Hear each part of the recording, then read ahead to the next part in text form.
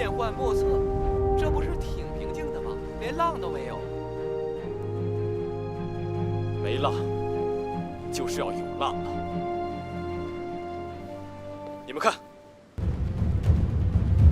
要起风暴，快发出警报！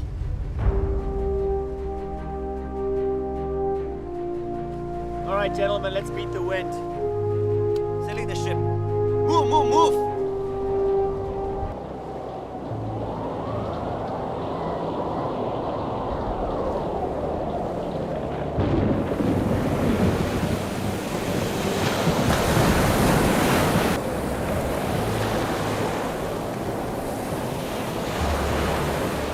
You come with me to the control room. Everybody else in the cabins.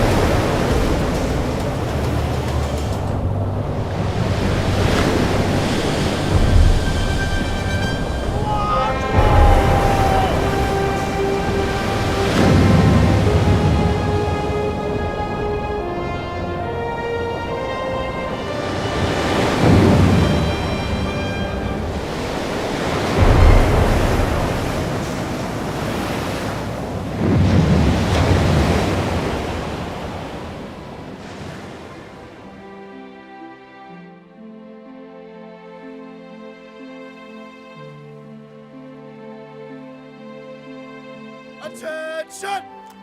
小家伙，你的骨头没问题，不会影响到你教我写毛笔字的。In honor of your courage and spirit, Admiral Laura Shun has decided to present you all with a special award for bravery. Congratulations.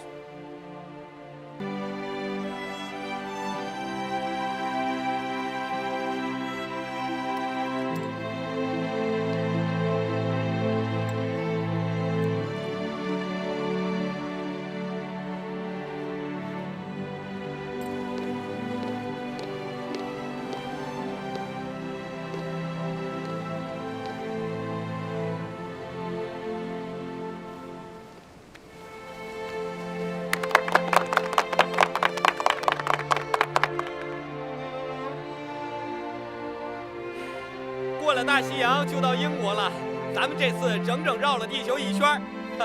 不知道邓世昌他们怎么样？临离开美国时，我给邓大哥发了封信，告诉了他我们在美国聚会的事儿。一等翘首以盼，共驾铁甲去见，重逢于岷江之滨。大人，我想借您这本书看看。可这是本英文书。我想学英文。好，有出息。我想学会用英文写信。给詹妮。我上个月写了一封，但没敢寄出去。为啥？怕丢人，上面的字全是问人和查字典凑上去的。这已经很不容易了，能查字典？你这中文才学了1年多，连英文字典也敢查了？什么动力这么强大呀？来给我看看。我不好意思给您看。这有什么不好意思的？放心，我替你保密。来给我看看。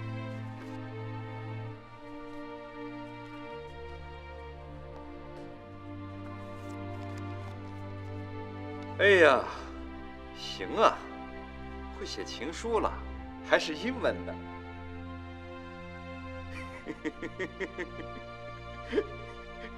哎，你这封信啊，幸好是没有寄出去啊，要是寄出去了，他也收不着。你看这儿，这写错了一个字母，这可就寄到南极去了啊！这真难想象，这南极的企鹅要收到一封中国水兵的来信，会不会游过来找你啊？啊？行，去，把纸和笔拿过来，我替你写。那太谢谢了。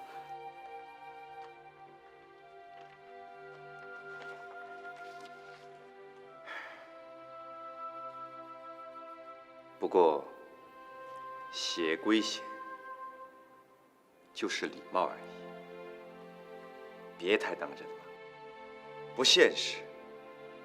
留着这个美好的感情，埋在心里就好了。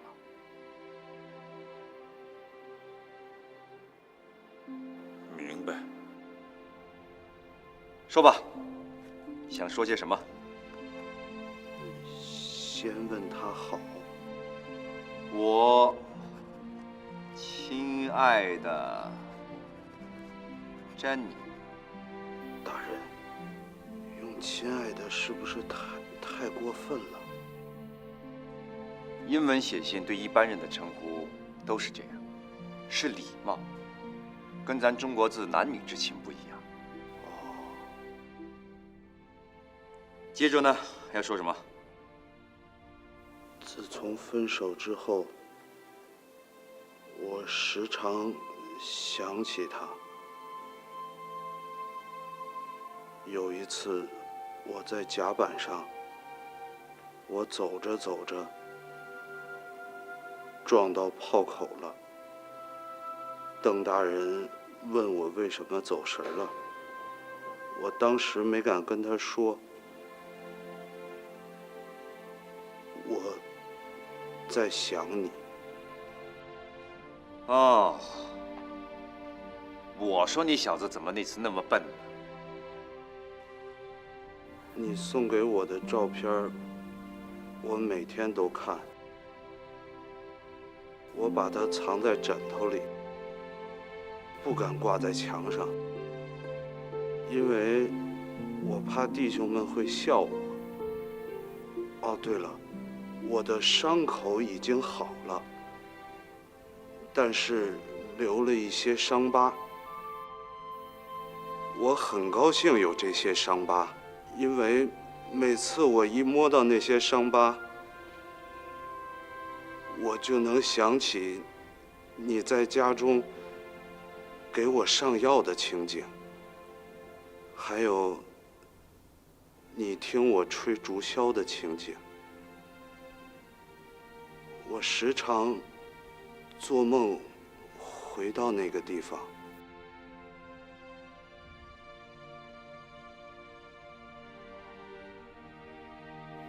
时，我看着天上的海鸥，我就想，我要变成海鸥就好了。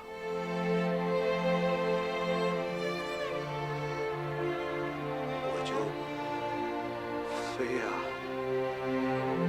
飞呀，飞过大海，去看你。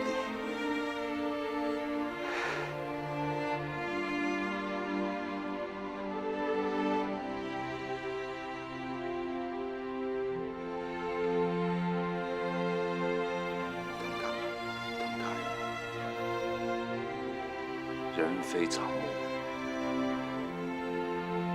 万物有情。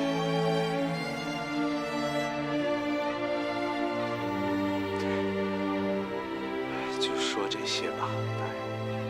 好了，最后再说一句，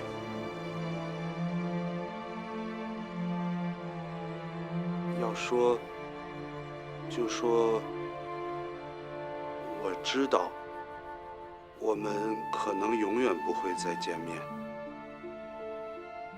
但是我不会忘记他的。好。对一个人的爱，不一定是要得到，而是要永远的留在心里。邓大人，您也是这样的吧？我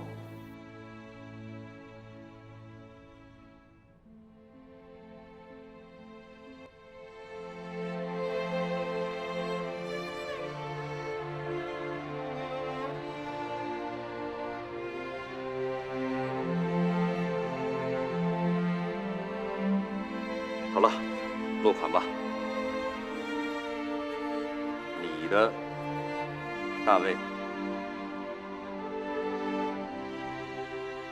我是他的。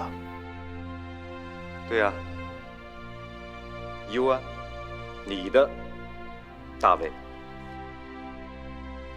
为什么？这也算尊重妇女吗？这是英语的礼貌。不明白，我成了他的人了，还是礼貌？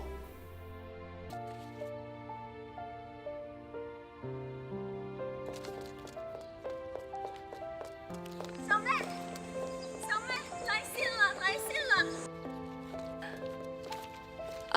是你的，是我的。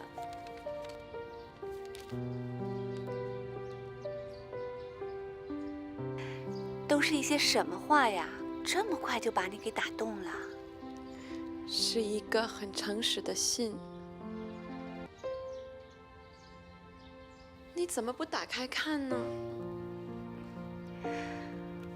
我其实不打开也知道里边写的是什么，无非是叮嘱、关心、好好学习、注意身体什么的，不会有什么意外的。一点感情色彩不会有吗？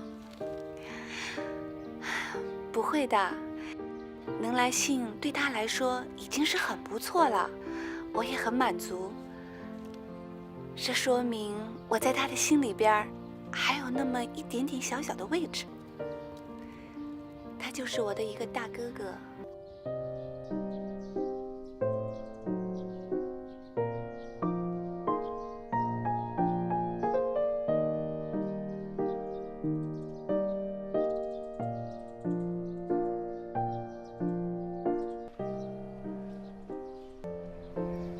皇上的琴技大有长进呐！自从德国皇上送了这架洋琴，皇上就天天玩。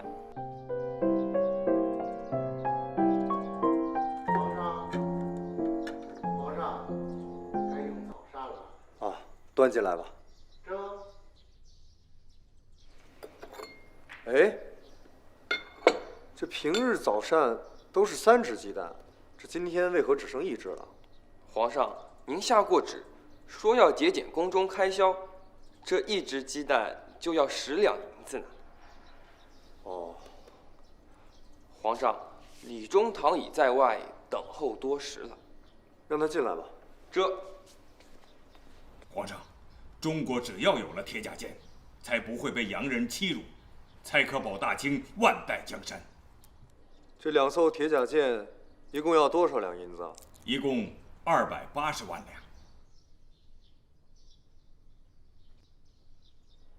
两。哎，如今市面上这鸡蛋多少钱啊？鸡蛋，1两银子800来个吧。啊？那朕这个鸡蛋怎么要10两银子一个？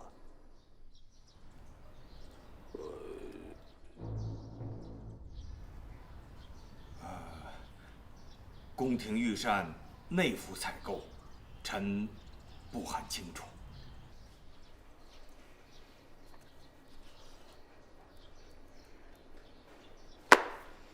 朕这就去禀报太后。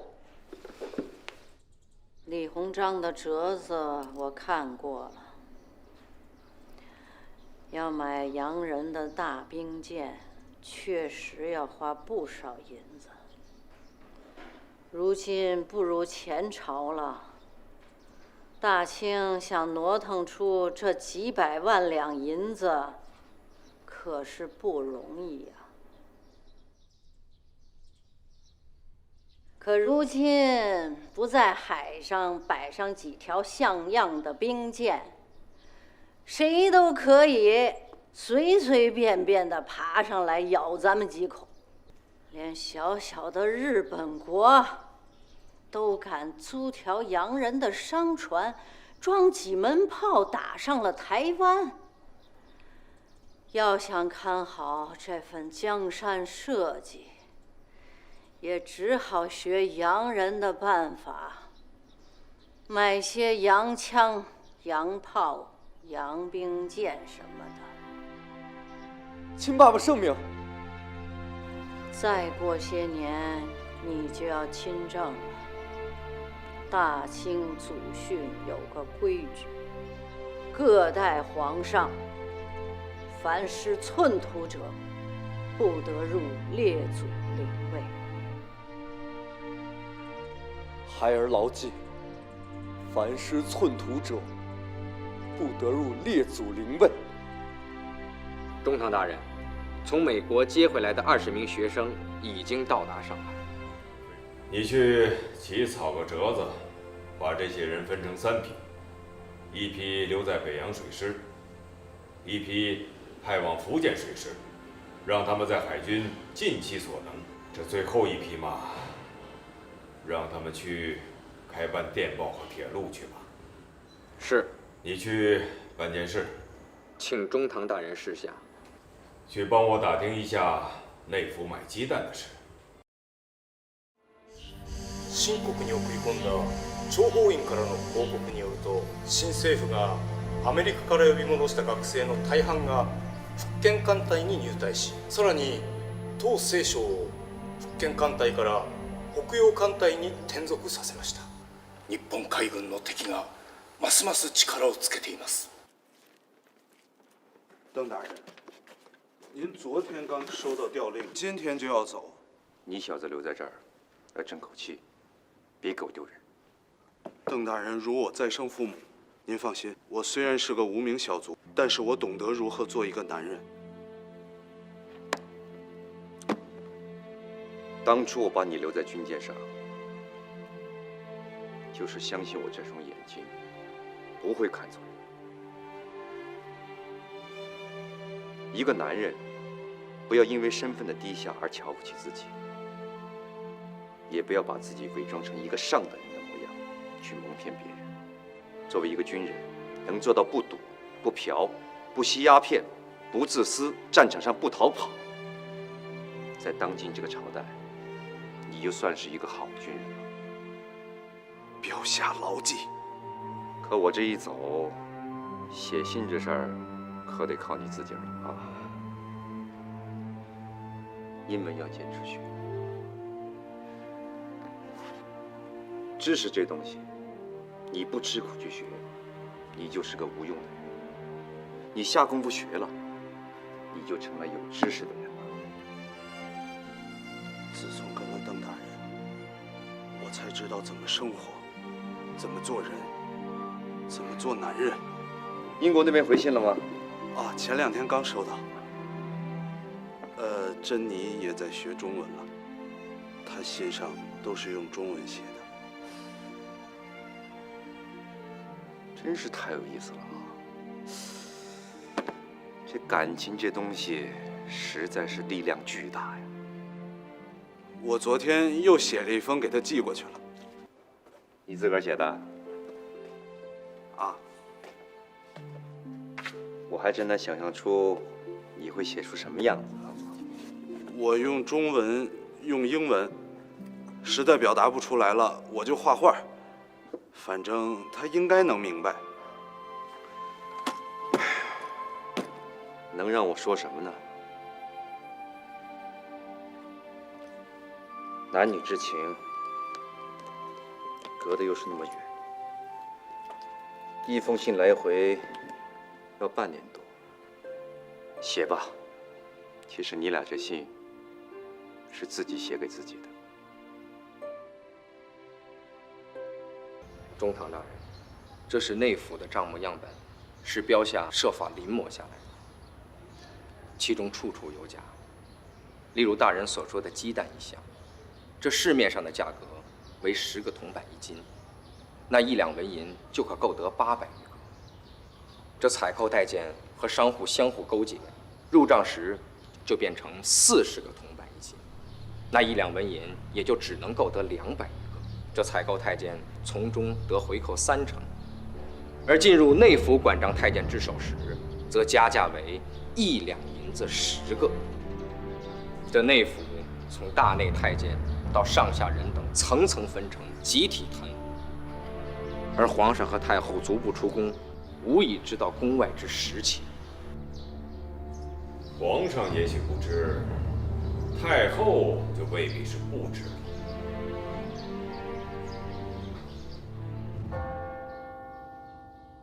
表哥他们要回来了。要回来了，是已经回来了。太好了，他们在哪儿啊？今天早上是我去接的码头，约好了今天晚上过来吃晚饭。我们回来了！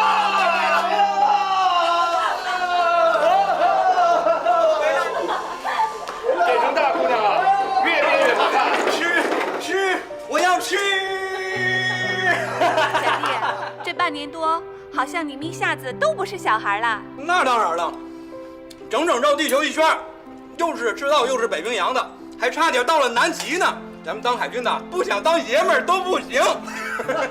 臣啊，李中堂来电，要小弟伯谦他们先回国去，你和林履忠、邱宝仁去德国。去德国？嗯，是去接收新的军舰吗？对，李中堂在德国订了2艘7300吨的大型铁甲舰，你们呐去验收，并把他们嫁回国去。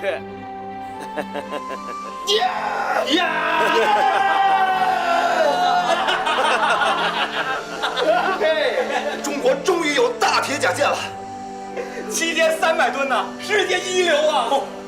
威震东亚，扬眉吐气。来，干！有了这2艘大舰，中国才算拥有真正意义上的海军。海军就是一支海上打击防卫力量，是一支能在世界上任何一个海洋上作战的力量，而不仅仅是在岸边上窜来窜去，连海盗船都不如。中国海军从我们这一代人开始，告别在海上任人欺辱的历史。明天，维多利亚女王也要亲临毕业典礼现场。真的？真的。我要穿上最漂亮的衣服。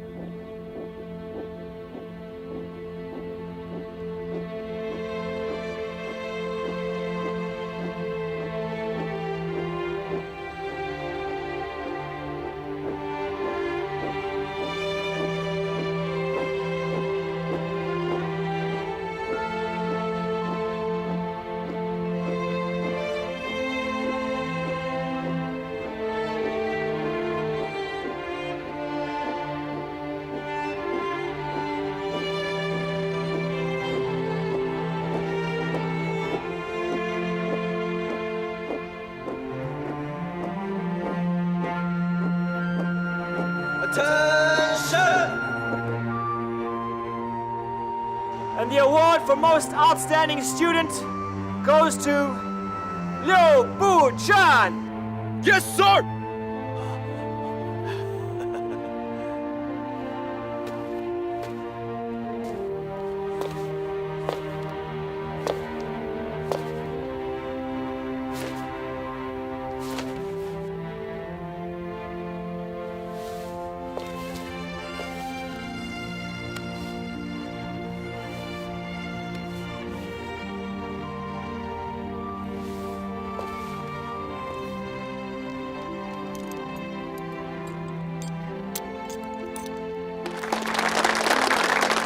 Congratulations, young man. I should thank my teacher and also your highness. Are you Chinese? Yes, I am. Oh, a massive nationality indeed. China is a great nation. And we hope that your country can rise above the devastation of the past. First, we need to make it a strong country, so no one bullied us. And we also hope that the situation of 40 years ago will not happen in the future. But how could it, when our countries entirely depend on each other for success? Also, there is a feeling. I understand what you mean. And with people like you, that future is entirely possible. The future that I can see has China on the rise. Thank you very much. Respectful Queen.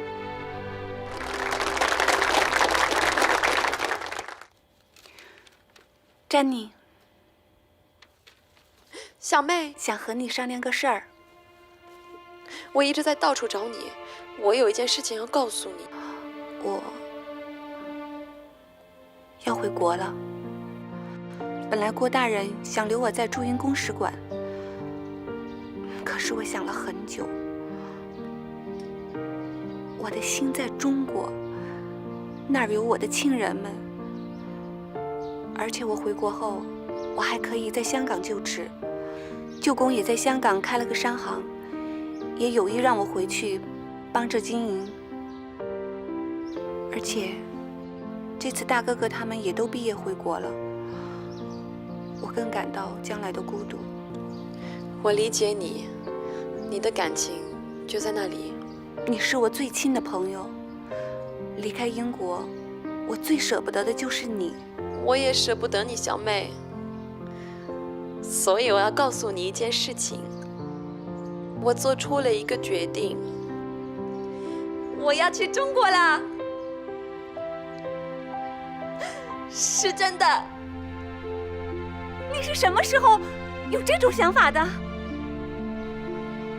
从听到他的时候，我的父亲的朋友是《泰晤士报》的总编，他们要在香港开一个记者站，正在招募记者，所以我报名了。太好了，我爱你，詹妮。我们要给表哥他们一个惊喜，我们要给全世界一个惊喜。孩子们 You are ready to take charge of the fleet. Once again, the world has its biggest warship. The dynasty is in the front line. We all remember you. I hope you come back to be our consultant. Thank you. I'll think about it. Before I leave, there's something you should know. In the British Navy, there is only the rules. Captain of the ship, defeat to the last man. I remember. I will be the last man standing. All that's left for you to do is to learn to trust your own judgment. The world is a conflict place. There will always be fight. 我祝中国海军好运。从英国毕业回国时，我们充满了建立一支中国自己的强大海军的梦想。谁也没有想到，一个巨大的灾难，距离我们的祖国已经越来越近了。薩津兵、砲8件らも秦国に帰国し、北洋艦隊に入隊しました。劉武仙らはドイツへ向かいました。新政府がドイツで注文した2隻の大型戦艦が間もなく完成されます。大型軍艦か。現在世界最大級の戦艦です。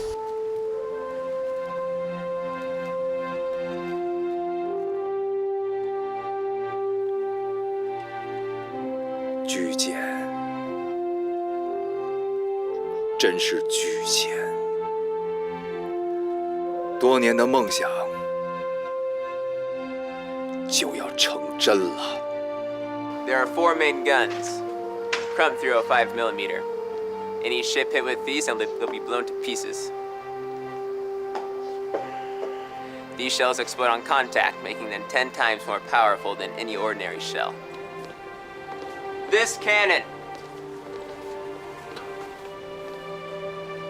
This is a 2-carrier torpedo, and the new ship will be completed. 小妹，表哥，你们怎么来了？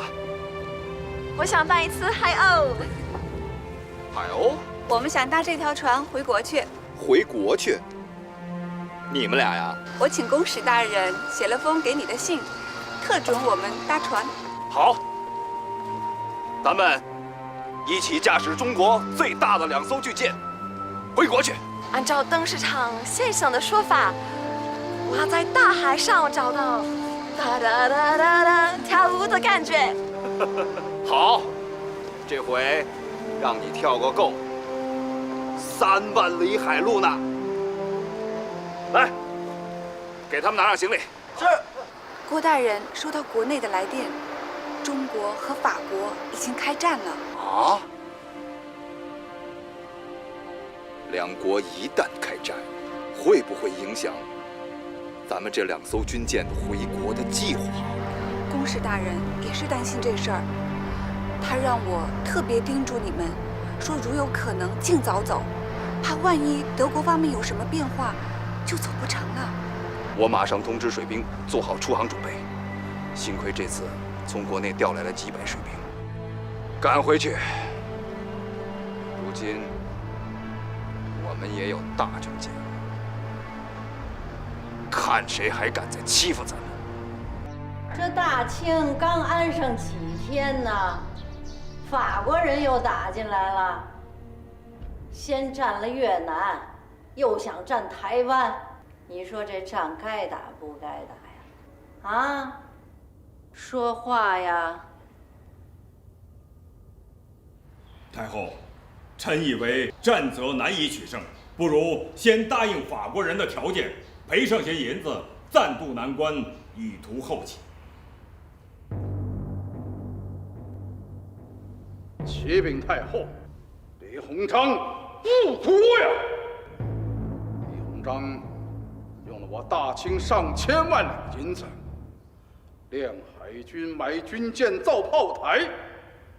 可是真到了国家有难之时，却赔款求和，天理不容。太后，李鸿章夸大法军实力，实际是自毁我大清国威。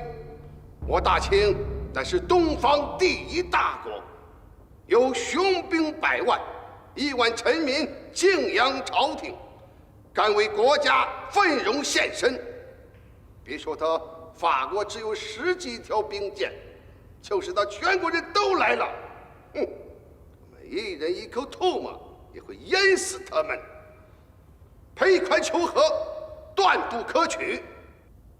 好了，你的忠心可嘉，但是洋人的大兵舰有多大的威力，我想你们这些当朝的大臣不会忘记吧？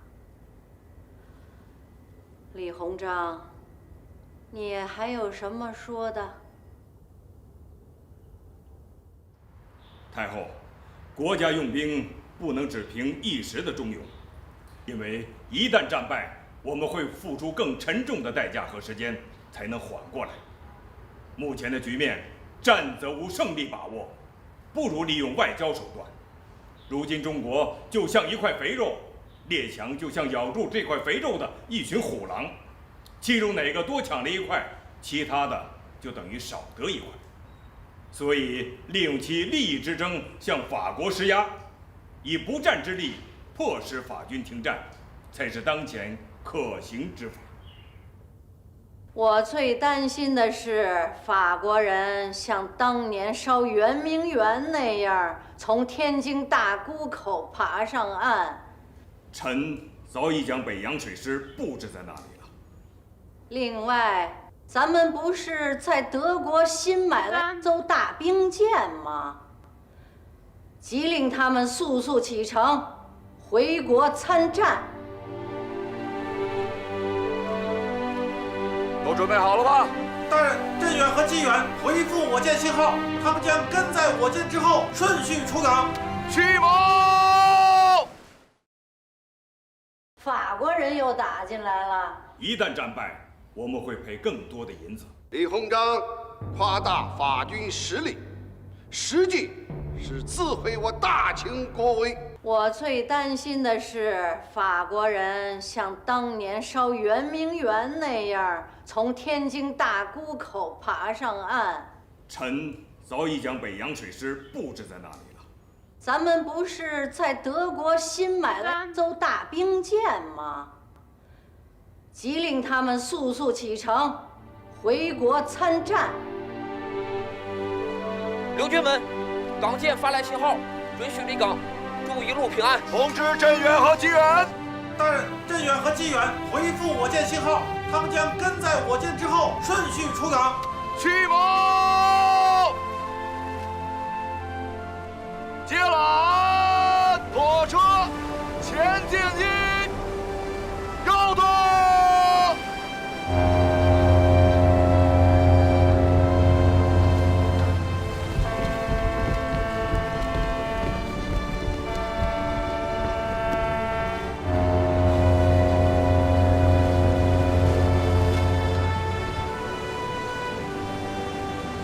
刘军们，港舰发来旗号，命令我们停船。刚才不是已经发出准许离港的指令了吗？不知原因，只是命令我们退回原位等候。听着！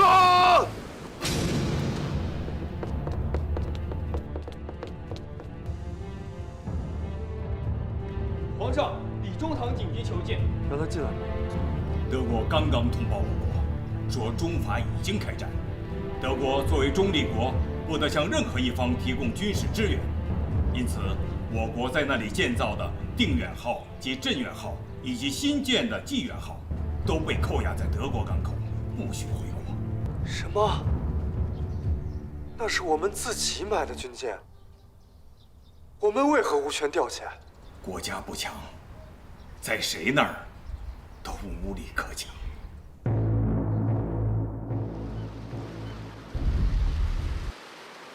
亲爱的詹妮小姐，自从邓大人调到北洋海军之后，我就在薛大人手下干了。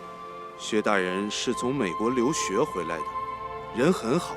现在法国军队正在入侵我的国家，邓大人在时给我们讲过，说西方人用大炮欺负东方各国，说到底还是为了抢咱们的财富。弟兄们，上后卫，法国人来了！瞄准！大人，打不打？发来总督大人指令，不许先开炮。中法早已宣战，可敌我舰队竟同泊一江，战事一旦爆发，后果不堪设想，必须先下手为强，与炮台一起突袭敌舰，一举歼灭。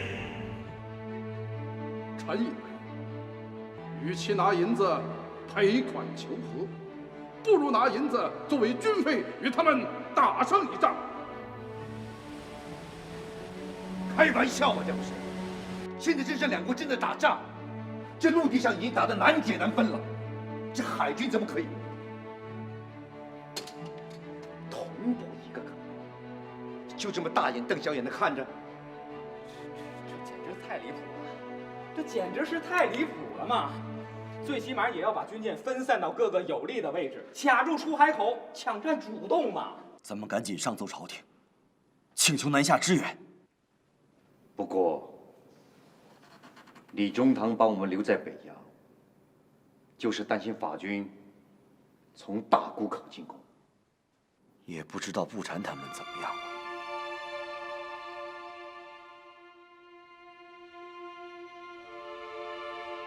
再早一天都开出去了，一到公海上，谁都拦不住我。这下子可耽误大事了。再想想，还有没有什么办法？咱们孤悬海外，上不着天，下不着地，等于是被囚禁着。如果我们强行冲出港去，他们能怎么样？敢开炮打咱们？派军舰拦咱们？这儿是外国的领土领海，一旦发生冲突，后果不堪设想。是的，德国人都很死板，说好就照着去做，没说好就一定会组织。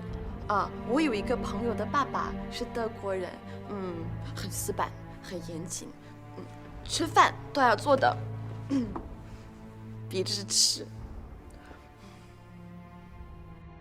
德国的理由是中法正处在战争状态，而他们呢是中立的态度，不允许中国人驾着中国的军舰回国参战，是吧？正是。那咱们能不能在这个上面钻他的空子？那你倒说说，有什么空子可钻啊？假如现在我们把条件给它变一下，那德国方面会不会又是另外一种思维呢？怎么变？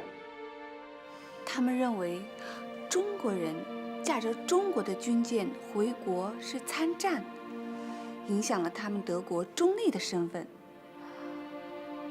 但是，如果是德国人驾着这两艘船开出去呢？找一些理由雇佣德国船长，比如詹女的朋友的爸爸之类的。有门啊！这样一来，这就变成了一种商业雇佣关系了。这船是咱们买的商品，雇佣航运公司从卖方运回买方。咱们得好好商议一个方案，这里边涉及到一大堆法律条款的。我的德国的朋友的爸爸也有当律师的。你朋友的爸爸们真是太可爱了，咱马上就干，把这个计划报给公使大人，协助他们。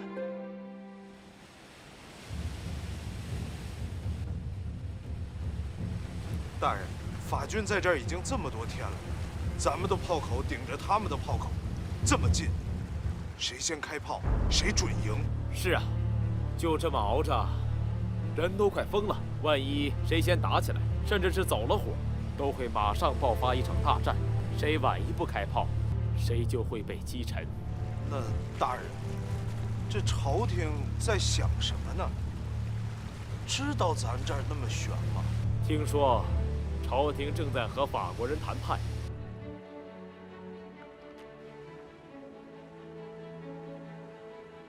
Gentlemen, we are leaving tomorrow. Do you have any questions? According to the stipulation of the contract and the navigation process, those 3 ships will be on my side. You have the power of supervision, should not be interfered. No problem. I agree with you. Do you have any questions? All of our crew members will be served Western food, and also have a day off during the week according to German labor standard, and off duty on the national holidays. Okay. No problem. According to the plan has been submitted to the ship. I apply for clearance. 先生，港舰发来旗号，不应引船出港，祝顺风。Set sail.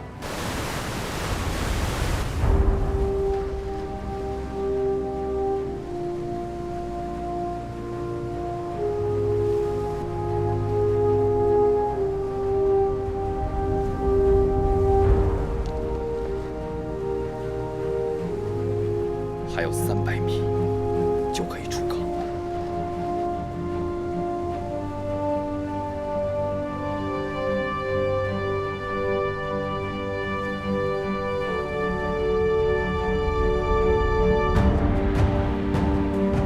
Ladies and gentlemen, we have to leave the port.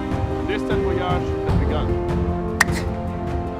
太好了，看你太好了，谢谢你，谢谢你朋友的爸爸们，谢谢。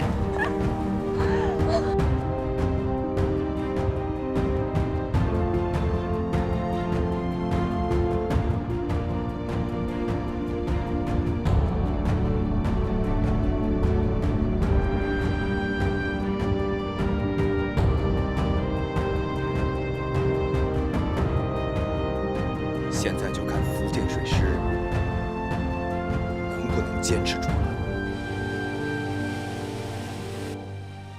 大卫，有什么动静吗？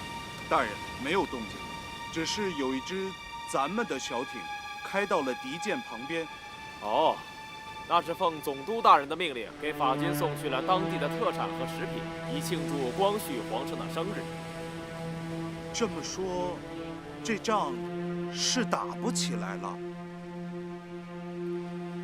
你不知道，我不知道，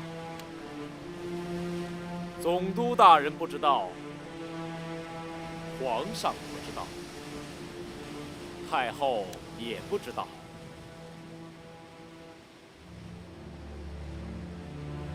只有天知道。 Commander, the envoy sent an urgent mail to you. Read it. The French government thinks that they should give China a heavier attack so that the Chinese government may pay a higher compensation to you on the negotiation table. Hence, order you to prepare the attack immediately and set sail to the Fujian Navy and prepare attacks immediately. 法国人一面愿意跟我们和谈，一面又攻打台湾，现在呢又入侵马江，拿我们大清不当个东西。现在逼得我不得不打呀，我可不愿意大清的江山在我这儿丢了。打就打到底。太后英明。 开战可以，但是不可以先开炮，免得法国人得了理。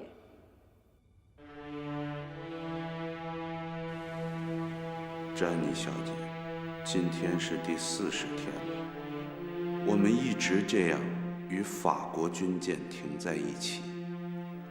上边传下来太后的圣旨，决定以法国开战。 但又不许先开炮。我是个兵，不懂国家大事，但我觉得太后一定是老糊涂了，因为我们这双方紧挨在一起，谁先开炮，谁马上就会把对方击沉。太后让我们不许先开炮，那不是还没打就已经死定了吗？这个老糊涂。 算是把我们坑了。大卫，你在写什么呢？大人，写信。啊，是啊，昨天我也给家里写了封信，就算是遗书了。遗书？大人，这仗还没打，您怎么就写好遗书了？ 这仗还没打，就已经输定了。刚才总督大人派人去给法军送上了一封开战信，约好后天下午2点正式开战，请法军做好准备，同时开战。我也算是去过美国，走过大半个地球的人了，就从来没见过如此离奇的战争。在这么一群蠢官的手底下当差，你说，咱们还能活下来吗？ Dear captains, the French government has given the command to us to destroy the Fujian Navy. We will launch the attack tomorrow. Each ship has assigned a clear target and must destroy it in the first round of artillery. Commander, China sent us a declaration of war. We have been challenged to a war on the day after tomorrow at 2 o'clock. What is this supposed to mean? It must be a conspiracy. They're gonna let us wait. They want us to be prepared. Wait for the day after tomorrow battle. And then they will attack. They treat us like a kid. We stick on our plan and start to attack tomorrow morning.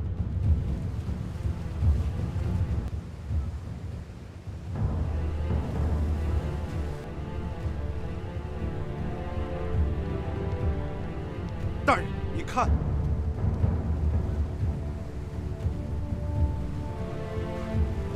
发信号给我军各舰准备战斗。是。起来了，起来了！上炮位，上炮位！谁让你们准备战斗的？啊！是我，大人。您看，法军已脱掉炮衣，正在瞄准我舰。那又怎么样？朝廷早就有令，可以开战，但不可以先开炮。就算是打起来，也得让他们先开炮。大人，敌我双方离得那么近，根本不用瞄准，谁先开炮谁就能胜。既然朝廷已经下定决心，准备打了，总督大人又向敌舰送去了开战书，为什么不抢先开炮，打胜仗？你是干什么的？我是炮手。炮手？你一个小卒子也敢抗拒朝廷的圣旨？吃了豹子胆了？来，给本少爷抓起来！我为了中国不打败仗，有什么罪啊？什么罪？那本少爷就告诉你，这大清国是朝廷的，不是你这等草民的。先开炮还是后开炮，能由你说了算吗？大人，事情明摆着，法军已经准备开火了，我军万万不可犹豫，必须抢先开火，只有这样，我军才有获胜的可能。薛有福，你在美国读了几本洋书，就把祖宗的诚信2字给丢光了。我大清那是天朝，仗要打得堂堂正正，说好了明日下午2时开战，就言之有信，让洋人感觉到天朝的威严，不战也可以征服对方。对侵入我国领土的敌人，还有什么诚信可言？大人，敌舰正在起锚。大人，这是准备进攻的行动。大人，敌舰各舰已经收火，来不及了，各方就位，装填实弹，准备战斗，瞄准敌舰。大胆！薛有福，你敢扰乱军心！来人，连他一起给本少爷就地正法！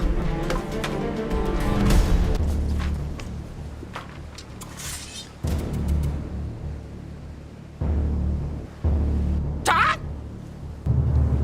禀大人，总督大人有令。什么令？命令派艘小艇把这封信送给法国人。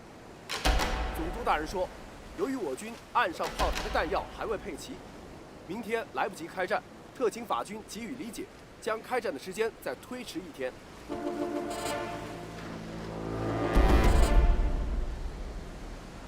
好，推迟1天好。快，派小艇把这封信给法国人送去，好好跟他们商量商量。是。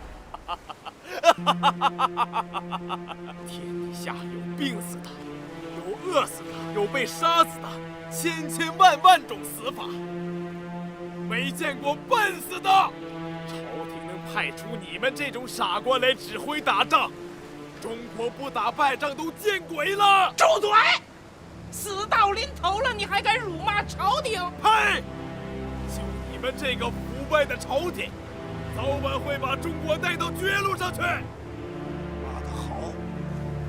才艺小兵一心报国，竟遭你这个小人陷害，我们全毁在你们这群笨蛋手里！斩！斩！快斩！快斩！ Look, a Chinese torpedo ship is coming to us. They start to attack. 快斩！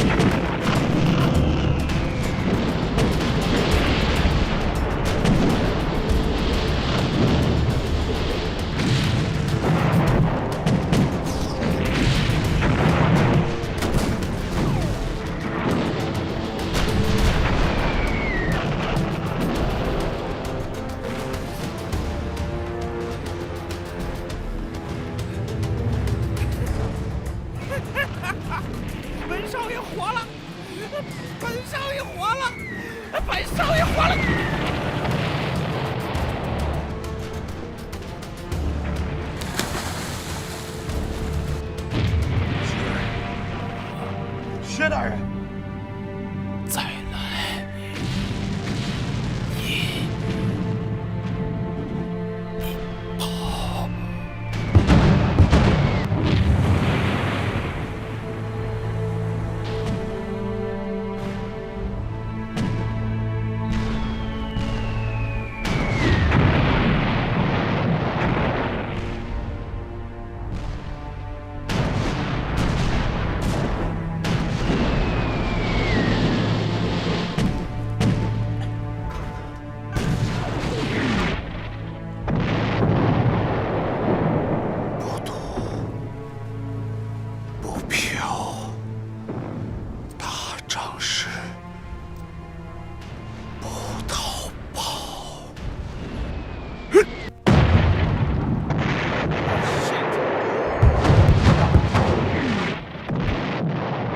Within the last 30 minutes, 11 Chinese warships sank.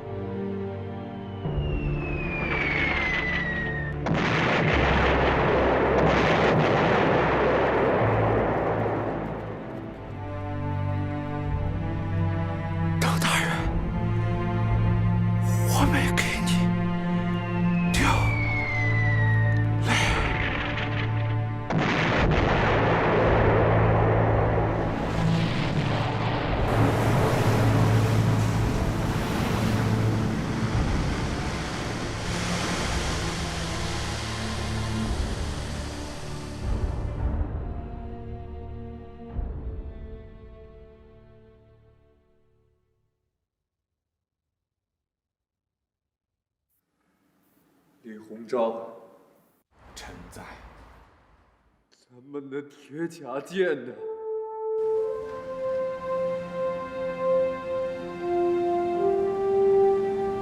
大人，前方发现珊瑚礁群，到万里食堂了。咱们已进入中国的领海。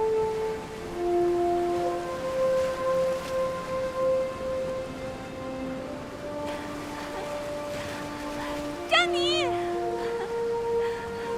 詹妮，詹妮，快到中国了！你看见没有？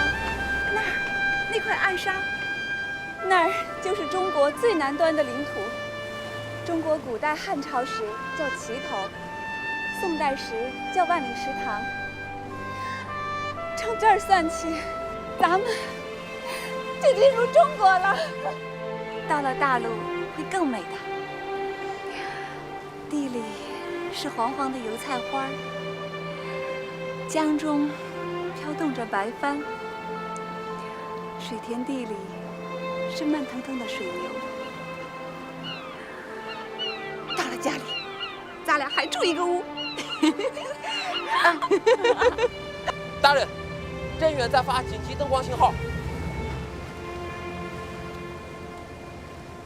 刚从外轮得到的消息，福建水师11艘舰船全部被法军击沉。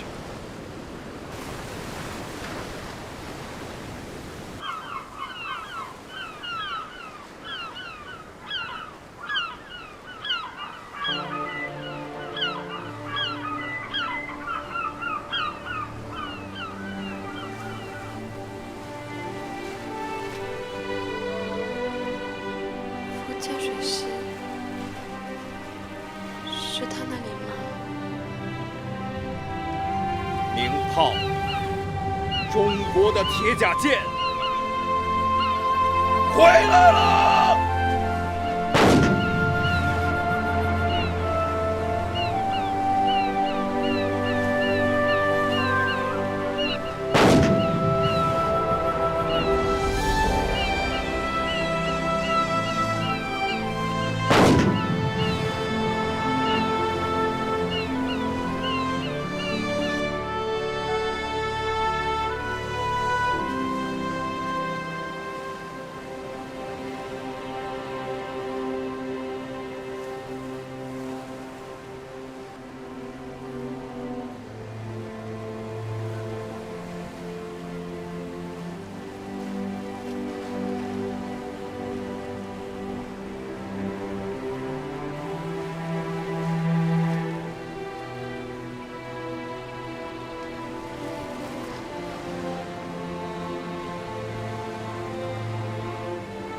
前面就快到福州了，咱们离开了4年的家乡。回舱吧，收拾一下东西，该下船了。请让我一个人待一会儿。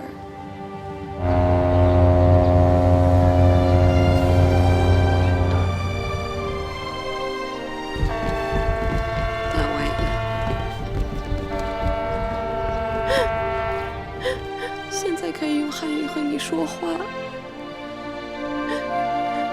我坐了很远很远的海线，我赶到了，但是太晚了。我对不起，我对不起。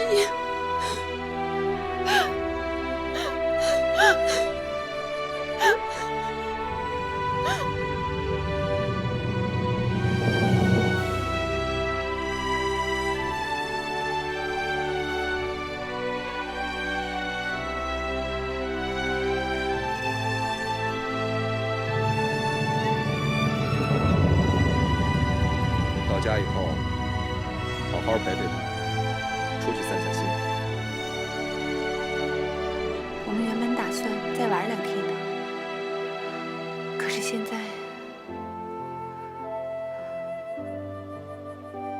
只只好转船先去香港。你们的船还要开到威海去吗？是的。见到邓大哥，把这封信带给他。舅公会来香港接我们的。我军务在身，就不能送你们了。爱护好这几条大船，争口气。就冲着这水底下11艘舰船，还有这700多名将士，老子也得争口气。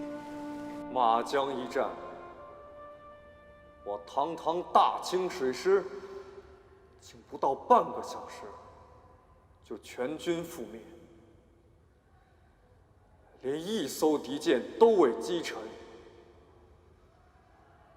要不是冯子材的陆军在镇南关打了个胜仗，我大清不知道又要赔多少银子，失多少国土。你们倒是给朕说说看，这到底是怎么回事？禀皇上、太后，此战我军以11艘军舰，法军不过才7、8艘，相差并无悬殊。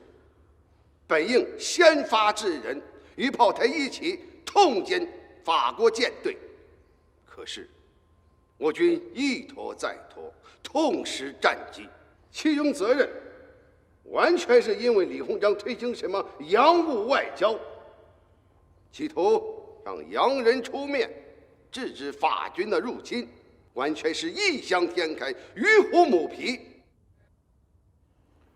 李鸿章手握北洋水师兵舰，坐视福建水师危难，拒绝南下相助，实属临战畏缩。俺大清军规当斩！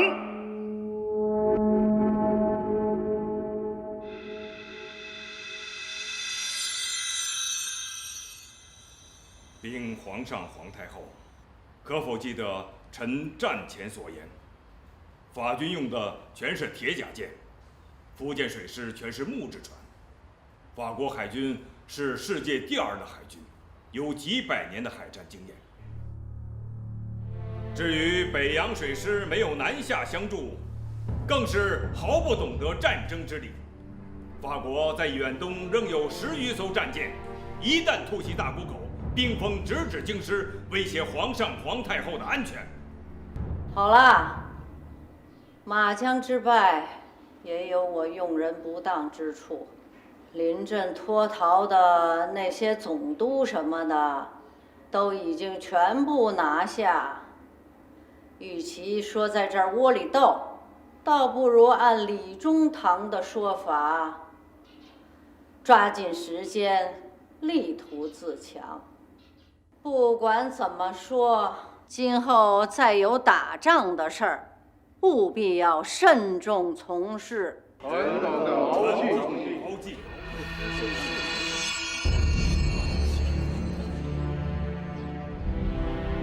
谢谢瑞大人，给李鸿章一个表述的机会。中堂大人如今深得太后的欣赏，不过天有不测风云，今天照在你头上呢，也许是暖洋洋的太阳，可是明天也许就是霹雷了。不错，有阳光就有阴云，有阴云就有霹雷。问题是，霹雷会落到谁的头上？天下人都知道，中堂大人那点洋枪洋兵舰，可是花了大清的不少的银子。中堂大人可是捞足了油水呀。再往下，还有什么洋玩意儿要弄进来呀？还偏偏让瑞大人说对了。近日就有一批洋人以海军顾问的身份就职于北洋海军。哦，那就恭喜中堂大人了。与洋人搭伙，那就更好向皇上要银子了。请。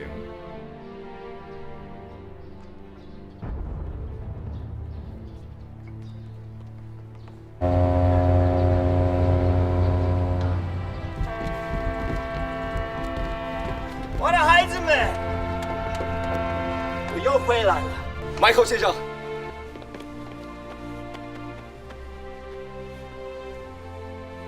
我们一听说有杨顾问要来，大家就猜到底是谁呢？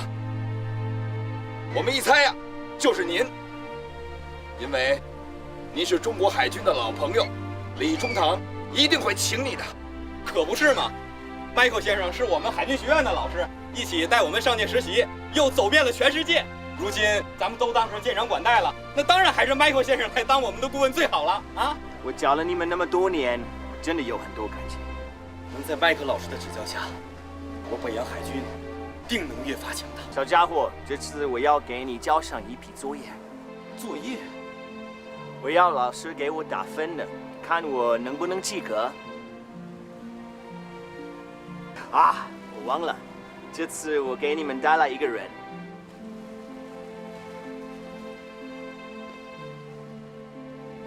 哈哈，洋胡子 ！How are you, friend？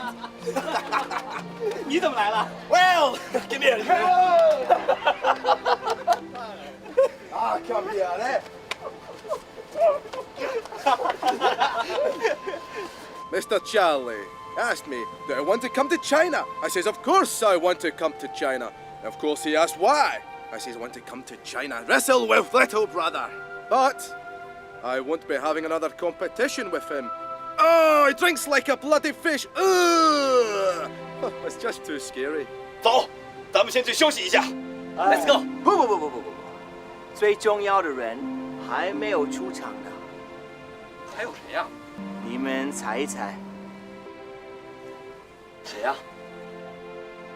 先生们，让我们欢迎最尊贵的客人吧。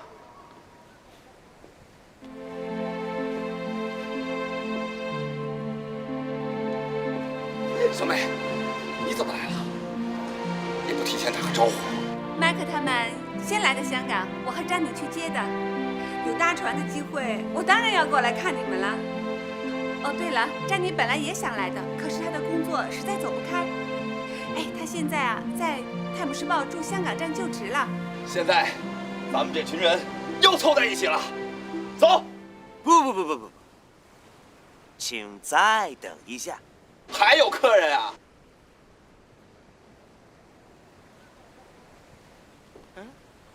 嘿嘿，我去看看还有谁藏在里边。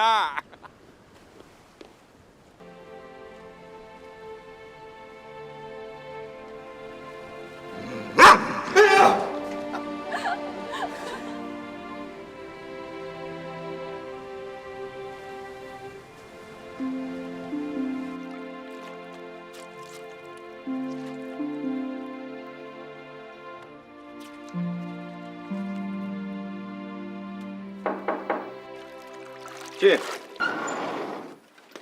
启禀邓大人，刘军门下来帖子，请各界管带赴宴，为杨顾问洗尘。放那儿吧。帖子是专人送来的。不就吃个饭吗？还白专人送啊？放下让他走吧。邓大人，标下不敢让他回去。为什么呀？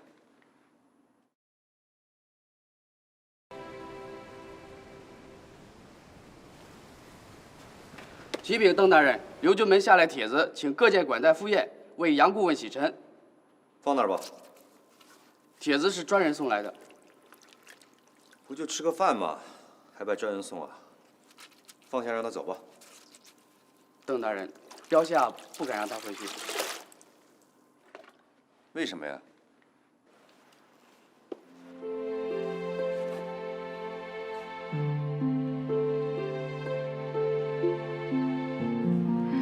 ？5年不见，邓大哥别来无恙。都说今天有一个杨顾问要来，没想到是一位千金大小姐。来，快坐，来坐。邓大哥就住在这么个斗室之中啊？北洋海军章程规定，这舰长必须随时出舰。谢谢。听不禅说，你去了新加坡。常来往于新加坡和香港，这次正好赶上迈克尔他们乘船北上，我就搭船过来了。过2天还要搭这艘船回广州去。这么大老远来，多住几天呗。是啊，你们这群大哥都在北洋海军，我也挺想过来看看的。这群大哥就你一个小妹，都关心着你呢。怎么样，你跟詹妮都过得好吗？詹妮现在在香港工作，舅公也在香港开了个商行，让我帮着管理。非常好啊，你开创了先河，实属不易啊！一定要坚持做下去，干出一番成就。我刚才看见邓大哥自己洗衣。啊？时常自入海军，都是自己洗衣啊？你为何不让水兵去洗呢？水兵是军人，军人是由国家出钱滋养，为国家效力的，自己的私事不宜占用水兵去做。这恐怕整个北洋海军也只有你是这样吧？有呢，小弟林永生他们都是这样。这不只是区区小事，是养兵之道，是为官者自修之道。和平时期，官骄气朗，必定堕落；官堕落了，兵必然懈怠。战事一起，必然怕死。不过，兵将勇敢就一定能打胜仗吗？马江之败不就是个例子吗？马江一战，兵不是不勇，将不是不战，有很多人都是拼到最后，随舰船沉没的。这其中也包括我的大卫兄弟。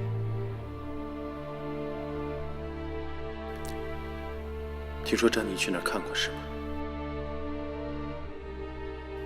他们俩这段感情既传奇又短暂。他当时确实挺伤心的，不过现在已经过去了。西方人的激情来得快，去得也快，不像东方人，一旦爱了，就会很深，很久远。我常常想起那个时候，我和詹妮一起坐在英国草地上盼信的情景。每天早晨，我都默默地对自己说：今天，就今天，信一定会来的。可是等到晚上，也没有来信。那种失望中又带着新的期盼的感觉，真好。直到终于等到来信了，我们俩就一起坐在草地上，一起读，一起笑。现在想起来，那个时候真幸福。幸福就好。有时候啊，梦想比现实更有意义。我也有同感。听不禅说，舅公给你提了几门亲事，你都没看上。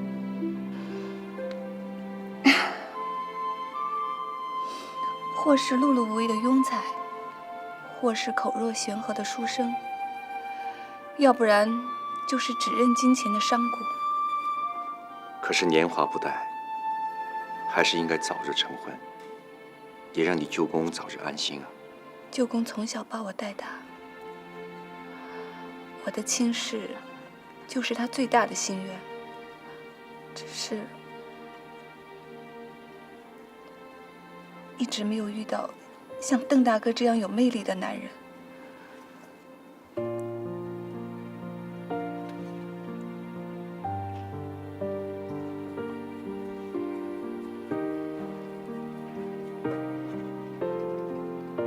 时常仅是一介武夫，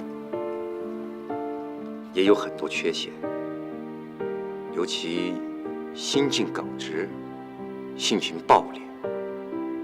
为军人呢，尚算优秀，但要为人处事，那就不得势了。所以，万万不可以市场为楷模，误了小妹的年华。年华是上天的，感情是自己的。谁让我出了洋，见了世面？中国女人世世代代像牲口一样任人欺凌。最起码从我开始，我要做人了。小妹所言极是，改变中国臣服落后，当从我辈做起。非常感谢小妹千里长途前来一见，时常一切都信您了。这次千里北上，一是为了见一见你们，还有一件事，就是要带给邓大哥一样东西。东西？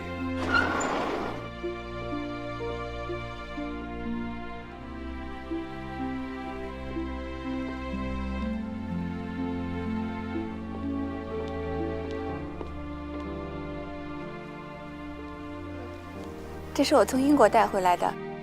邓大哥曾说过，平生最爱良犬。当年时常一句随意之语，竟让小妹记这么久。邓大哥常年驻监，就让他来陪伴你吧。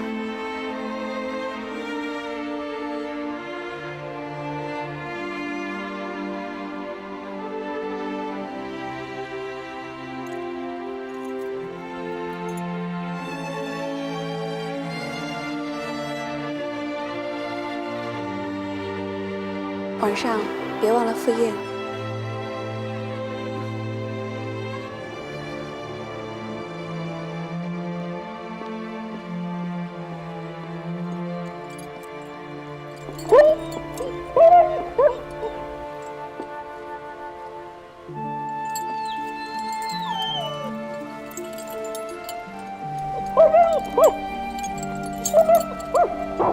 回去。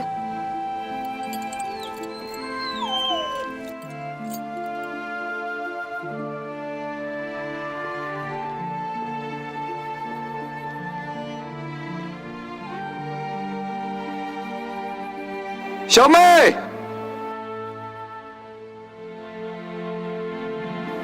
她叫什么名字？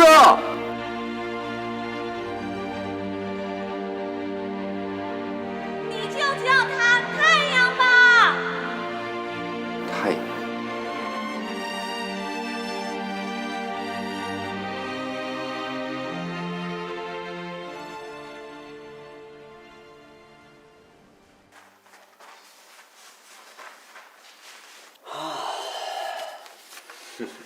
老师，你为什么每次点头？难道我写的字都写的这么好吗 ？Very good。一个洋人能把字写成这样，实属不易。我的字还差得很远。迈克尔先生，写毛笔字在于追求那种神气。至于笔下写成什么样，完全是随心所欲。随心所欲，你说得好，我懂这个意思。迈克尔先生，我真的没想到您竟然这么好学。这是对的，是一个海军军人必须要做到的。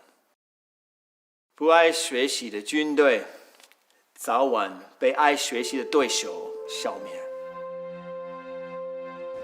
Loads. Aim. Stand clear. Stand clear. Fire. Fire. Port. Port. Starboard. Starboard. Yo, stand up. 瞄准，这么说。中间这么说。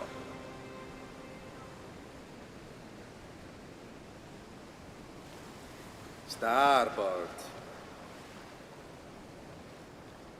右线呢 ？Everybody up! Stand up! Stand up now! Stand up!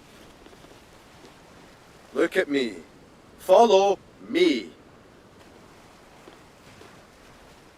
Lord! Lord! Aim! Aim! Stand clear! Stand clear! Fire! Fire! 这洋人还真有两下子，把英语编成了底槽，弟兄们这下子都容易记住了。Port! Port! Starboard! Starboard! 下个月就是咱们的建军大典了，到时候让各舰全都用英语下令，让朝廷上的人都开开眼。到教员那天，千万别出什么乱子啊！刘豹，快！邓大人，刘军门来了。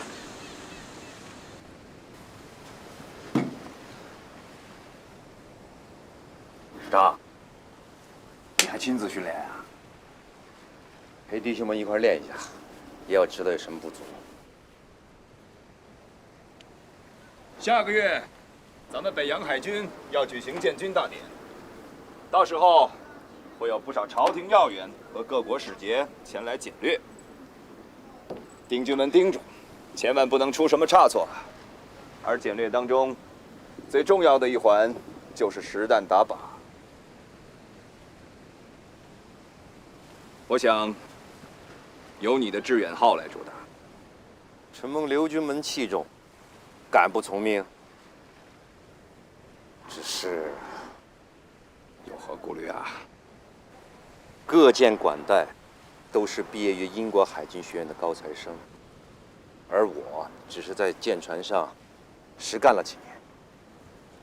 你放着这么多高材生不用，让我来主打，实为不妥啊。虽然唯有你没有出洋留过学，但是论驾船的经验，在咱们北洋舰队，谁敢不服啊？现如今，在咱们舰队实习打靶中，又是你致远号百发百中，名列第一，这就更加说明，只有你邓大哥，才是全舰队最优秀的将才。刘军门这通吹捧，时常心里不安呐。啊，哎，咱俩现在可不是从前的同学关系，咱俩是上下级关系。既是军人，当从军命，那就由我舰来主打。有你这句话，那我就放心了。不过我有个条件，尽可说出。既然由我舰主打，那靶船也要随意流动。我舰要在高速行进中进行射击，打活动靶，又加上高速运动，那会大大降低命中率啊！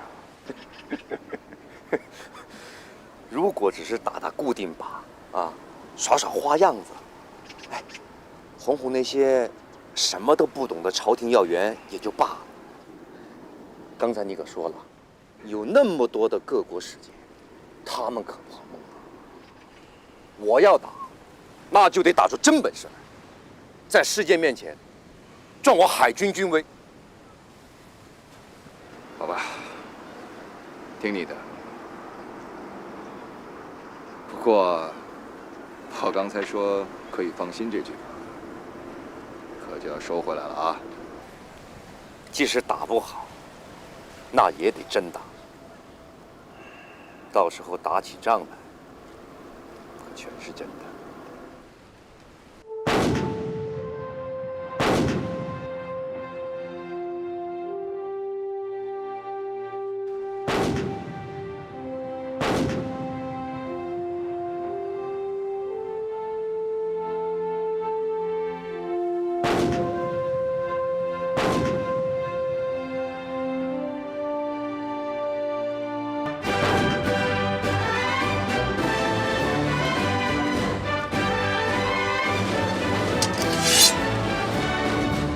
北洋海军提督丁汝昌率全体将士请中堂大人见礼。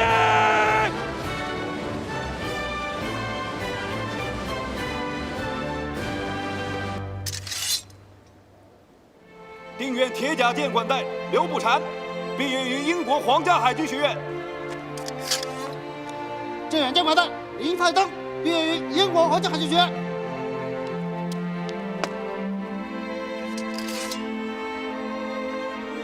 致远舰管带邓世昌，毕业于马尾船政学堂。济远舰管带方伯谦，毕业于英国皇家海军学院。康济舰管带萨振兵，毕业于英国皇家海军学院。靖远舰管带叶祖圭，毕业于英国皇家海军学院。靖远舰管带林永生，毕业于英国皇家海军学院。来远舰管带邱宝仁，毕业于英国皇家海军学院。超远舰管带黄建勋，毕业于英国皇家海军学院。杨梅舰管带林世忠，毕业于英国皇家海军学院。王甲舰管带吴金荣，毕业于美国瑞萨里尔理工学院。定远舰鱼雷大副于振鹏，毕业于美国耶鲁大学。济远舰大副沈寿成，毕业于美国诺维奇中学。镇远舰枪炮大副曹家祥，毕业于美国哈特福德高中。黄甲舰大副邹文慧，毕业于美国麻省理工学院。司令。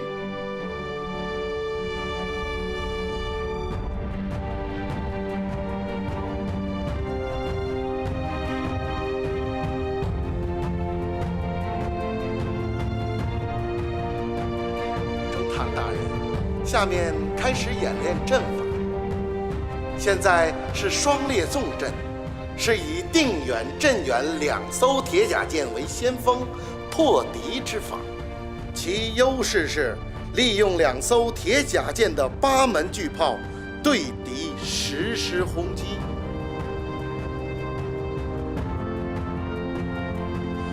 下边是1字长蛇阵，以定远、镇远居中，左右展开成1字横阵。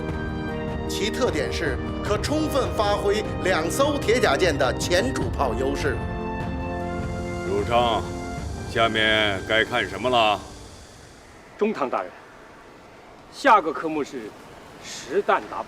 你们是如何计算这成绩的呀？按照海军惯例，海上打靶命中率达到10%即为及格，达到20%即为优秀。Everybody, ready!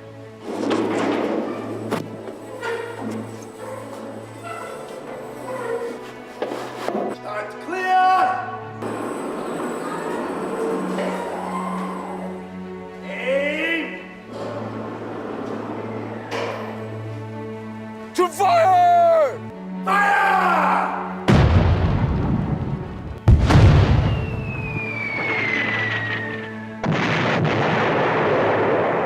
定远命中。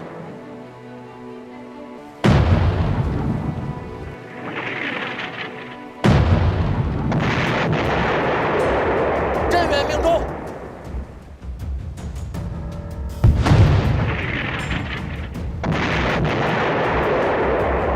近远近实弹。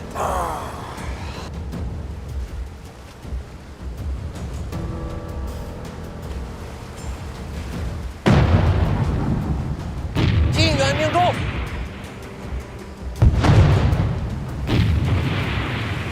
来远近实弹。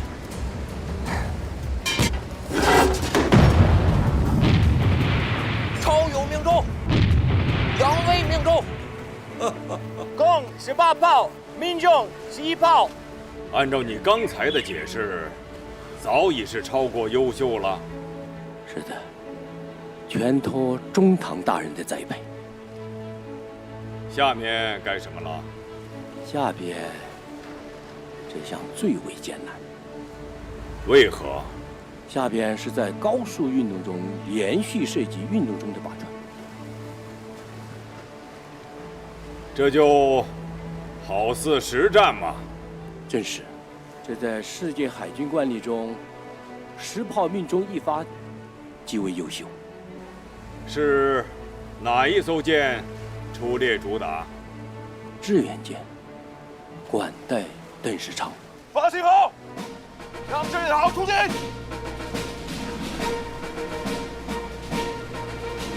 全速前进！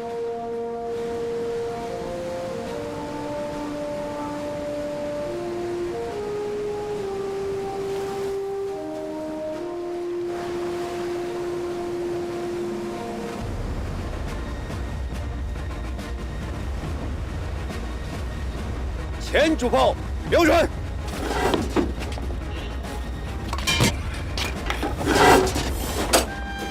放！第1发命中，首发命中，不易呀！继续射击！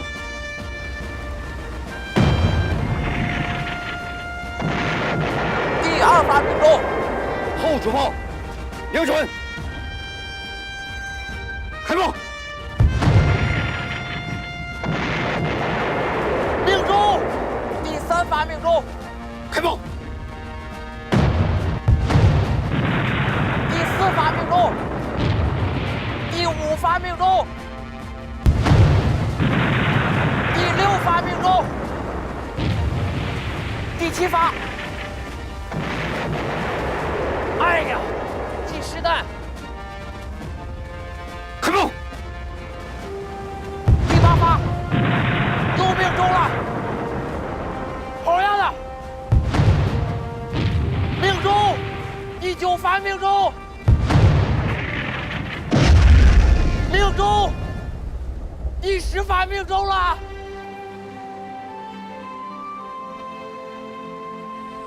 ！10发，命中9炮，上音。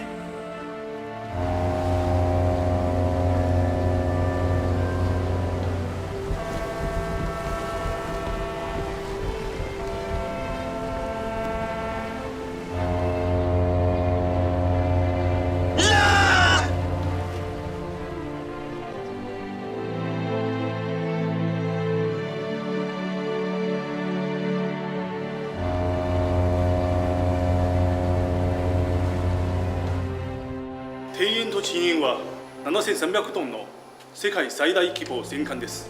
そして遅延、定員、船員、来援は高速巡洋艦です。その他兵員、潮遊、用意、航海と水雷隊もあります。合わせば北洋海軍の実力は日本をはるかに上回ります。日本海軍の実力を北洋海軍並みまで向上するためにはどれぐらいかかるのか。我々の計画だと5年はかかります。しかし海軍を増強する予算が国会の承認を得ていません。我ら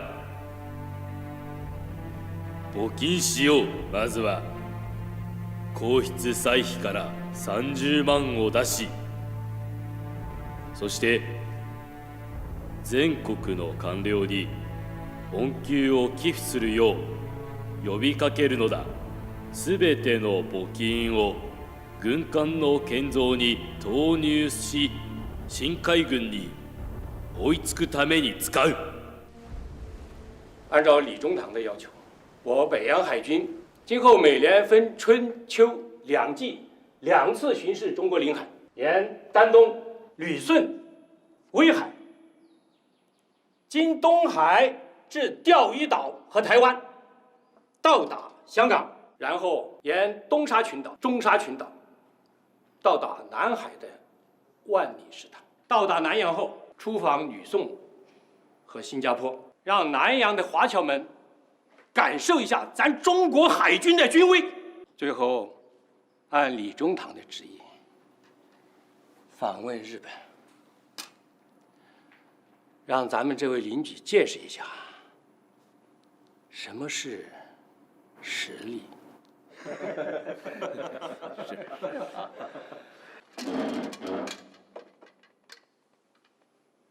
丁军们，李中堂的意思不言而喻，是想让日本看到我北洋海军的实力，而不敢再动犯我中华的念头。而这偏偏错了。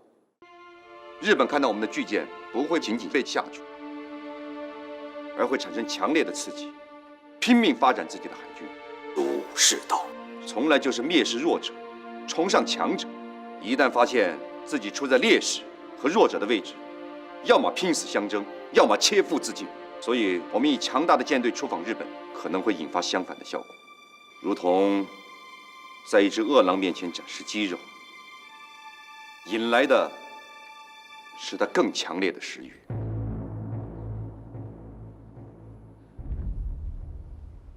不过，通过出访，咱们也可以摸摸他们的底。兵法上最强调的就是要知己知彼。毕竟两国是邻国，而且有这么多年的交往。是啊，这日本海军中还有不少都是咱们的老同学嘛，双方多一些交往，也会增加和平相处的可能嘛。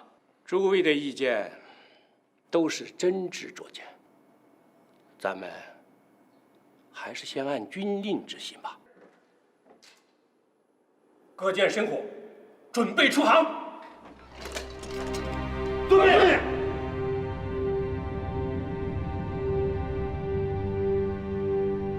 山県内務大臣が中国の漁場と日本の標識を立つ提案を出しました。そうすると深刻の体に魚を刺すのような研究的な牽制になるからでございます。しかし我々は何年もかかりたくさんの手段を使ってきても魚釣島は日本のものである証拠は見つからなかった。それだけではなく収集した資料や古書、公費、文物は全部魚釣島は真のものであると示している。日本人が100年以上前に描いたこの地図でも魚釣島や石礁、交尾礁は秦国のものであるとしている。山県は島にとりあえず標識を立つと提案しております。真に気づかれなければ標識は漁場島は日本のものであると証明してくれます。気づかれても領空を取った時のように好機を受けるだけで済むかもしれません。何十年も経てば自然に日本のものとなるでしょう。腕づくまでまだ時ではない。秦国は今新海軍を作ったばかりで、その強さも恐ろしいものだ。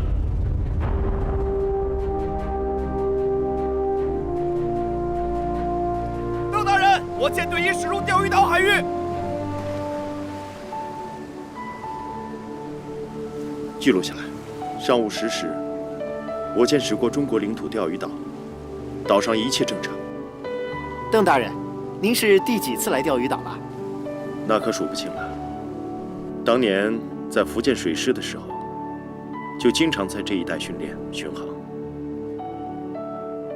那次日本兵船入侵台湾，若不是朝廷所阻，早就用大炮教训他们了。咱们这个邻居啊，向来是吃硬不吃软。朝廷以为退让和外交周旋可以让他们老实相处，看来只是一厢情。他们不在自己的地方好好待着，干嘛总想出来占别人的地方呢？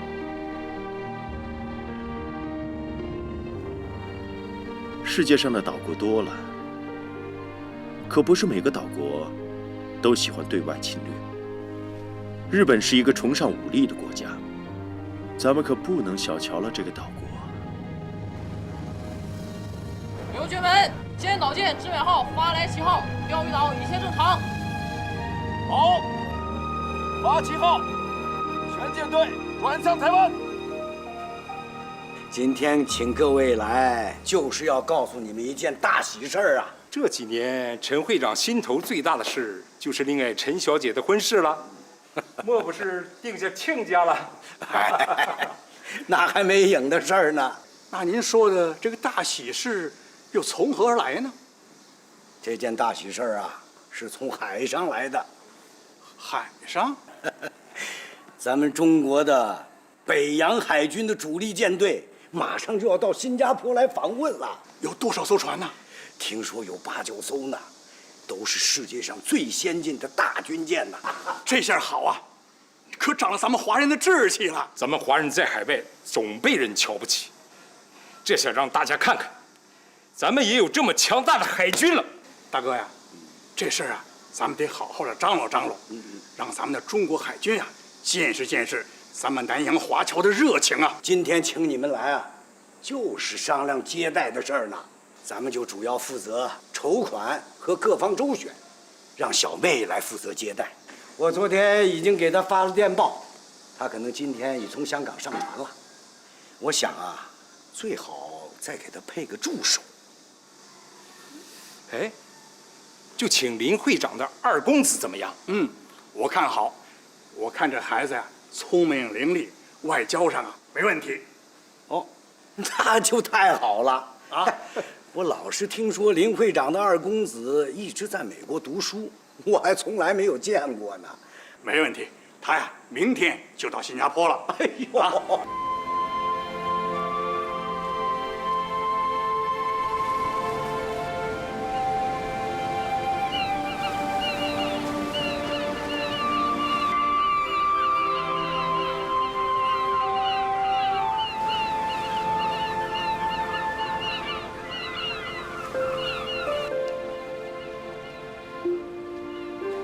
小姐，请慢下。谢谢。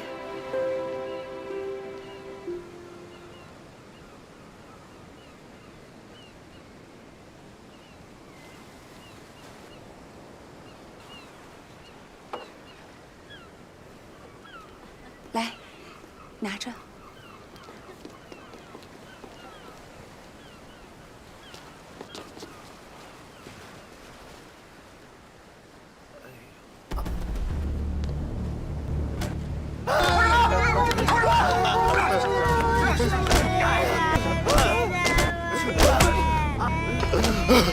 穆谢大人，出人命了！你凭什么打人？他们没有传票，是偷渡，是罪犯。先生，老人家，你没有传票？没有。大人，我们家乡遭了旱灾。遍地都是死人，我的儿子和媳妇儿都饿死了，我实在是活不下去了，想逃到南洋去谋生。他们的船票我买了，把他们带到他们的铺位去吧。可以，不过什么？先生。您刚才犯了妨碍公务人员执法罪。什么？必须交纳罚金，否则。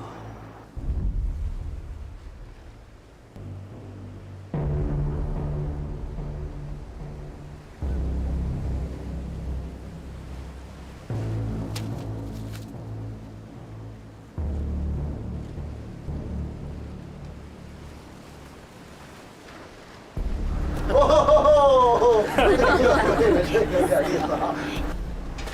我要逮捕你！先生，请您放开他，放开他。你是谁？我是谁并不重要，但是你却已经很危险了。什么叫很危险了？你身为执法者，却已经2处违反法律了。我怎么违法了？这是一艘英国船是吧？大英帝国在法律中规定，在执行公务时，执法者不得以暴力手段殴打当事人。当有人出面制止你的违法行为时，你却以法律的名义进行敲诈钱财。如果上法庭，我会出面作证的。而你呢，将会被解雇，失去饭碗。幸亏刚才那张钱你没有拿到手，否则就既成事实了。站住！刚才你已经收了补票的钱了，你有责任带这2位客人回船舱休息。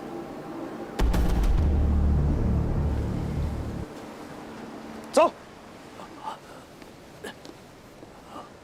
不用谢，大爷，没事，没事。拿着啊。谢去吧。谢谢。哎，小姐，谢谢你了，小姐。没什么，也谢谢你了。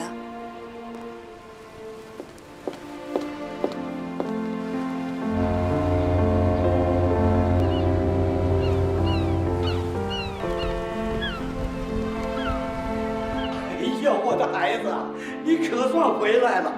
我现在每天晚上都睡不着，都在想你呀。您可别自己不爱惜自己，您身体好，我才开心呢。小妹，快坐下歇会儿。哎呀，舅公这下半辈子的心里啊，就惦记着你了。对呀，这次啊，我又给你约了2门亲家，这回头你也去看看啊。我这回不是来接待表哥他们吗？接待表哥他们的事儿，那有大伙一块儿帮着，哎，不耽误相亲的事儿。昨天我们都商量好了，再给你派个勤快的助手，他主要负责这个车马食宿这些杂事儿。听说今天也就到了。啊，小妹啊，这自古都是长辈办儿女定亲家，到了你这儿，一出洋留学，你要自己做主了，再挑就耽误了。真要是把你耽误了，我怎么对得起你的父母亲呀？舅公，您就放心吧，有合适的，我自然就会办了。我前一段啊，专门去拜访了八字先生，他说你是属虎的，跟这个属马和属狗的最为般配。我想了想，可不是嘛，以前给你相过的亲，没有一个是属马属狗的，怪不得你看不上，这天缘不配呀。都怪我，哎，以后再给你找啊，还真得注意这2个属相。这哪能信这个呀？人跟人是不是相合，是要看有没有感情。行了，舅公，您先歇着吧，我上去换件衣服。好。老爷，林会长的公子到了。快请进来，快请进来。小妹，等等。来，你去见一下你的助手。他这些天不是要帮你办理接待的事儿吗？有什么具体要求，你就只管让他去做啊。哎，好，谢谢啊。这位就是林会长的2公子，